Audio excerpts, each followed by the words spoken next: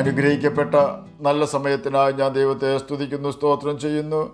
ദൈവവചനം ശ്രവിച്ചുകൊണ്ടിരിക്കുന്ന എല്ലാ ദൈവമക്കൾക്കും വീണ്ടും വരാമെന്ന് അരുളി ചെയ്തവനായ കർത്താവായ യേശു ക്രിസ്തുവിൻ്റെ ധന്യനാമത്തിൽ ഞാൻ എൻ്റെ സ്നേഹവന്ദനം അറിയിക്കുന്നു. ഇന്നത്തെ അല്പസമയത്തെ ചിന്തയ്ക്കായി 65 സങ്കീർത്തനം 2-3 വാക്യങ്ങൾ നമുക്ക് വായിക്കാം. പ്രാർത്ഥന കേൾക്കുന്നവനായലോവേ, സകല ജഡവും നിൻ്റെ അടുക്കിലേക്ക് വരുന്നു. എൻ്റെ അകൃത്യങ്ങൾ എൻ്റെ നേരെ അതിബലമായിരിക്കുന്നു. നീയോ ഞങ്ങളുടെ അതിക്രമങ്ങൾക്ക് പരിഹാരം വരുത്തും. അനുഗ്രഹിക്കപ്പെട്ട വേദവാക്യങ്ങളാണ് നാം കേട്ടത്. അനേകം വ്യക്തികൾ പല പുണ്യസ്ഥലങ്ങളിലേക്ക് പോകുന്നത് ഈ കാലത്ത് നിത്യസംഭവമാണ്. നാം അത് നിത്യേന കണ്ടുകൊണ്ടിരിക്കുന്ന യാഥാർത്ഥ്യവുമാണ്. എന്തിനു വേണ്ടിയാണ് അവർ അപ്രകാരം പോകുന്നത് എന്ന് ചില വ്യക്തികൾ മാത്രമേ മനസ്സിലാക്കുന്നുള്ളൂ. പല വ്യക്തികളും പുണ്യസ്ഥലങ്ങളിലേക്ക് പോകുന്നത് അവർ നേർന്നിട്ടുള്ള നേർച്ചകൾ നിവർത്തിക്കുവാനായിരിക്കുമെന്ന് ഞാൻ ചിന്തിക്കുന്നു. എന്നാൽ ഞാൻ ഒരിക്കൽ ഒരു പുണ്യസ്ഥലത്ത് പോയിരുന്നു. നേർച്ചകൾ നിവർത്തിക്കുവാനോ ഉദ്ദിഷ്ടകാര്യങ്ങൾ സാധിക്കുവാനോ രോഗസൗഖ്യം ലഭിക്കുവാനോ ആയിരുന്നില്ല ഞാൻ അന്ന് പോയത്. പ്രകൃതി ഭംഗി ആസ്വദിക്കുവാനുമായിരുന്നില്ല എൻ്റെ യാത്ര. എനിക്ക് പാപക്ഷമ ലഭിക്കുവാനും അല്പം സമാധാനം കിട്ടുവാനുമായിരുന്നു ഞാൻ അവിടെ പോയത്. അല്പം പോലും സമാധാനമോ ആശ്വാസമോ പാപക്ഷമയോ ലഭിക്കാത്തവനായി രാത്രിയിൽ അവിടെ തന്നെ കിടന്നുറങ്ങുകയും രാവിലെ സ്വഭവനത്തിൽ സമാധാനമില്ലാത്തവനായി തന്നെ ഞാൻ തിരിച്ചെത്തുകയും ചെയ്തു. എന്തുകൊണ്ടാണ് ഞാൻ അവിടെ ചെന്നിട്ടും എനിക്ക് സമാധാനം ലഭിക്കാതെ പോയതെന്ന യാഥാർത്ഥ്യം ഞാൻ മനസ്സിലാക്കുവാൻ വർഷങ്ങൾ പലത് വേണ്ടി വന്നു. മാനസാന്തരപ്പെട്ട സ്നാനം മുങ്ങി ദൈവവചനമായ ബൈബിൾ വായിക്കുകയും അതിലെ കൽപ്പനകളൊന്നൊന്നായി അനുസരിക്കുവാൻ തുടങ്ങുകയും ചെയ്തപ്പോഴാണ് അന്ന് ഞാൻ പുണ്യസ്ഥലത്ത് ചെന്നിട്ടും എനിക്ക് സമാധാനം ലഭിക്കാത്തതിൻ്റെ കാരണം മനസ്സിലാക്കിയത്. നാം നിത്യവും ഉപയോഗിക്കുന്ന ഏതെങ്കിലും വസ്തുക്കൾ വാങ്ങുവാൻ അതതിൻ്റെ കടകളിൽ തന്നെ ചെല്ലേണ്ടി വരും. ഉദാഹരണം പറഞ്ഞാൽ, പെട്രോൾ മേടിക്കുവാൻ റേഷൻ കടയിൽ ചെന്നാൽ നമുക്കത് ലഭിക്കുകയില്ല. അതുപോലെ തന്നെ റേഷൻ അരി മേടിക്കുവാൻ പലചരക്ക് കടയിൽ ചെന്നാൽ റേഷൻ അരി ലഭിക്കുകയില്ല. തുണിക്കടയിൽ ചെന്ന് വാഹനത്തിൻ്റെ ടയർ ആരും ചോദിക്കാറില്ല. അതത് വസ്തുക്കൾ വിൽപ്പന നടത്തുന്ന വ്യത്യസ്ത സ്ഥലങ്ങളുണ്ട്.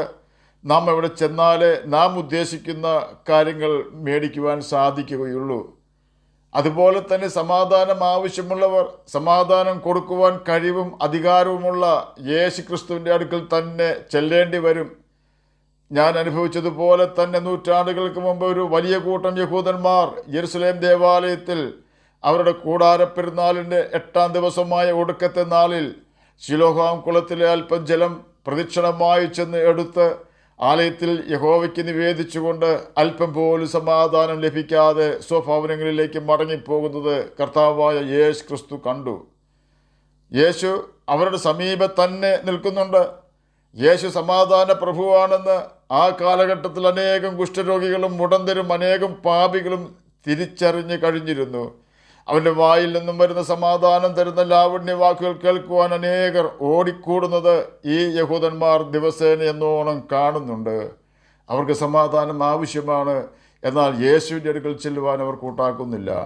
എങ്കിലും കർത്താവായ യേശു ക്രിസ്തു സമാധാനമില്ലാത്തവരായി സ്വഭവനങ്ങളിലേക്ക് മടങ്ങിപ്പോകുന്ന ജനത്തോട് വിളിച്ചു പറയുകയാണ്, ദാഹിക്കുന്നവൻ എല്ലാം എൻ്റെ അടുക്കൽ വന്ന് കുടിക്കട്ടെ. എന്നിൽ വിശ്വസിക്കുന്നവൻ്റെ ഉള്ളിൽ നിന്നും തിരുവെഴുത്ത് പറയുന്നത് പോലെ ജീവജലത്തിൻ്റെ നദികൾ ഒഴുകും. ഇവിടെ ജീവജലം എന്നാൽ പരിശുദ്ധാത്മാവ് എന്നും ദാഹം എന്നാൽ സമാധാനമില്ലായ്മ എന്നുമാണ് അർത്ഥം. യേശുവിൻ്റെ വിളി കേട്ടിട്ടും ജനം അവൻ്റെ അടുക്കൽ ചെന്ന് സമാധാനം പ്രാപിക്കുവാൻ തയ്യാറായില്ല. ഏതൊരു വ്യക്തിക്കും ഹൃദയത്തിൽ സമാധാനം ലഭിക്കുവാൻ പാപക്ഷമ ലഭിക്കേണ്ടത് അത്യാവശ്യമാണ്. മനുഷ്യവർഗത്തിൻ്റെ പാപങ്ങൾ ക്ഷമിക്കുവാൻ കർത്താവായ യേശു ക്രിസ്തുവിന് മാത്രമേ സാധിക്കുകയുള്ളൂ. മറ്റേതൊരു വ്യക്തിയുടെ അടുക്കൽ ചെന്നാലും ആ വ്യക്തിക്ക് എത്രമാത്രം ആരാധകർ ഉണ്ടായിരുന്നാലും ആ വ്യക്തിയിൽ ധാരാളം പാപ സ്വഭാവങ്ങൾ കണ്ടെത്തുവാൻ നമുക്ക് കഴിയും. പാപിയായ ഒരു വ്യക്തിക്കും അവർ എത്ര ഉന്നതനാണെങ്കിലും മറ്റൊരു പാപിയെ രക്ഷിക്കുവാൻ കഴിയുകയില്ല. എന്നാൽ യേശു ക്രിസ്തുവിനെക്കുറിച്ച് ബൈബിളിൽ മാത്രമല്ല അവൻ നിർമ്മലനാണെന്ന് രേഖപ്പെടുത്തിയിരിക്കുന്നത് അനേക അന്യമതസ്ഥർ യേശുവിൻ്റെ ദിവ്യത്വവും വിശുദ്ധിയും അംഗീകരിക്കുന്നുണ്ട്. ഇന്നുള്ള യേശുവിൻ്റെ ശിഷ്യന്മാരിൽ മാത്രമേ അന്യമതസ്ഥർക്ക് സംശയമുള്ളൂ. തമ്മിൽ നിങ്ങൾ സ്നേഹിക്കുന്നുവെങ്കിൽ നിങ്ങൾ എൻ്റെ ശിഷ്യന്മാരാണെന്ന് എല്ലാവരും മനസ്സിലാക്കുമെന്നാണ് യേശു പഠിപ്പിച്ചത്. ഇത് യോഹന്നാൻ്റെ സുവിശേഷം 13-ാം അധ്യായം 34-35 വാക്യങ്ങളിലാണ് രേഖപ്പെടുത്തിയിരിക്കുന്നത്. ഒറ്റുകാരനായ യൂദായും പീലാത്തോസും സാത്താനും എല്ലാം പറഞ്ഞത് യേശു പാപമില്ലാത്തവൻ ആകുന്നു എന്നാണ്. അപ്പോൾ തന്നെ ചില വ്യക്തികൾ പറയുന്നത് യേശു ചരിത്ര പുരുഷൻ അല്ലെന്നാണ്. അവർ പറയുന്നത് ശരിയാണെങ്കിൽ റോമാ സാമ്രാജ്യവും ഔഗുസ്ത്യോസ് കൈസറും പീലാത്തോസും ഇസ്രയേൽ മക്കളും എല്ലാം ഐതിഹ്യമാണ് എന്ന് നാം സമ്മതിക്കേണ്ടി വരും. ഇനി ആരെങ്കിലും ഇസ്രയേൽ മക്കൾ ഐതിഹ്യമാണെന്ന് പറഞ്ഞാലും ഹമാസുകാരും പലസ്തീനികളും അപ്രകാരം പറയുവാൻ സാധ്യതയില്ല. ആരെല്ലാം തകർക്കുവാൻ നോക്കിയിട്ടും തകർക്കുവാൻ സാധിക്കാതെ അജയരായി ഇസ്രയേൽ മക്കൾ നമുക്ക് മുൻപിൽ നിലയുറപ്പിച്ചിരിക്കുന്നു. ഇസ്രയേൽ മക്കൾ മാത്രം മതി ബൈബിൾ സത്യമാണെന്നും ജീവനുള്ള ഒരു ദൈവം സകലത്തെയും നിയന്ത്രിക്കുന്നുണ്ടെന്നും നമുക്ക് മനസ്സിലാക്കുവാൻ. ആരെല്ലാം സൂര്യന് പുറം തിരിഞ്ഞു നിന്നാലും സൂര്യൻ ഉദിച്ചിട്ടില്ല എന്നോ സൂര്യൻ എന്ന ഒന്ന് ഇല്ല എന്നോ പറഞ്ഞാലും അതിൻ്റെ ചൂടും വെളിച്ചവും ആസ്വദിക്കാതെ രാത്രിയാക്കുവാൻ നമുക്കാകില്ല. പാപക്ഷമ യേശുവിൽ നിന്നും പ്രാപിക്കാതെ സമാധാനം അനുഭവിക്കുവാൻ ആർക്കും കഴിയുകയില്ല. യേശു വിളിച്ചു പറയുകയാണ്, അധ്വാനിക്കുന്നവരും ഭാരം ചുമക്കുന്നവരുമായുള്ളവരെ എൻ്റെ അടുക്കൽ വരുവിൻ, ഞാൻ നിങ്ങളെ ആശ്വസിപ്പിക്കാം. മത്തായി എഴുതിയ സുവിശേഷം 11-ാം അധ്യായം 28-ാം വാക്യത്തിലാണ് ഇത് രേഖപ്പെടുത്തിയിരിക്കുന്നത്. അധ്വാനിക്കുന്നവരും ഭാരം ചുമക്കുന്നവരുമായ വ്യക്തികളെയാണ് കർത്താവായ യേശു ക്രിസ്തു ക്ഷണിച്ചത്. യഹൂദ മതത്തിൻ്റെയും ക്രിസ്തു മതത്തിൻ്റെയും ഭൂമിയിലുള്ള സകല മതങ്ങളുടെയും ആചാരങ്ങളും പെരുന്നാളുകളും സമാധാനത്തിനു വേണ്ടിയുള്ള നേർച്ച കാഴ്ചകളും അനുഷ്ഠാനങ്ങളുമാണ് യേശു ഉദ്ദേശിച്ച ഭാരങ്ങൾ. ഈ വക കാര്യങ്ങൾ ആചരിക്കുന്നത് വാസ്തവത്തിൽ വലിയ അധ്വാനം തന്നെയാണ്. ഇപ്രകാരമുള്ള ഭാരം ചുമന്നുകൊണ്ട് അധ്വാനിക്കുകയും അല്പം പോലും ആശ്വാസം ലഭിക്കാതിരിക്കുകയും ചെയ്യുന്ന വ്യക്തികൾ കർത്താവായ യേശു ക്രിസ്തുവിൻ്റെ അടുക്കൽ ചെന്നാൽ താൻ അവരെ ആശ്വസിപ്പിക്കും എന്ന് അന്നുള്ള ജനങ്ങളോടും ഇന്നുള്ള നമ്മോടും യേശു വിളിച്ചു പറയുകയാണ്. യേശു തരുന്ന സമാധാനവും ആശ്വാസവും ലഭിക്കേണ്ടതിന് നാം ചെയ്യേണ്ടത് ഒന്ന് മാത്രം. യേശുവെ, ഞാനൊരു പാപിയാണെന്ന് സമ്മതിക്കുന്നു. നീ കാൽവരി ക്രൂശിൽ ചൊരിഞ്ഞ നിഷ്കളങ്ക രക്തം എൻ്റെ പാപങ്ങളുടെ പരിഹാരത്തിനാണെന്ന് ഞാൻ വിശ്വസിക്കുന്നു. ഇനി മുതൽ ഞാൻ പാപം ചെയ്യാതെ ജീവിക്കുകയും നിൻ്റെ കൽപ്പനകൾ അനുസരിച്ച് നിന്നെ സ്നേഹിക്കുകയും ചെയ്യാം എന്ന് അങ്ങേക്ക് വാക്ക് തരുന്നു. എൻ്റെ സകല പാപവും പോക്കി എന്നെ നിൻ്റെ രക്തത്താൽ കഴുകി ശുദ്ധീകരിക്കണമേ. നിൻ്റെ പരിശുദ്ധാത്മാവിനാൽ എന്നെ നിറയ്ക്കണമേ എന്ന് പ്രാർത്ഥിക്കുക എന്നതാണത്. നാം ഇപ്രകാരം പ്രാർത്ഥിച്ച് കഴിയുമ്പോൾ തന്നെ നമ്മുടെ ഹൃദയകാഠിന്യം നീങ്ങിപ്പോവുകയും കണ്ണ് ഈറനണിയുകയും നമ്മുടെ ഹൃദയം ദിവ്യസമാധാനത്താൽ നിറയുകയും ചെയ്യുന്നത് അപ്പോൾ തന്നെ നമുക്ക് അനുഭവിച്ചറിയുവാൻ സാധിക്കുന്നു. ജോർജ് റോംനി ഒരു ഇംഗ്ലീഷ് പെയിൻറ്ററായിരുന്നു. അദ്ദേഹം വളരെ കഷ്ടപ്പെട്ട് ലോകപ്രസിദ്ധനായൊരു പെയിൻറ്ററായി തീർന്നു.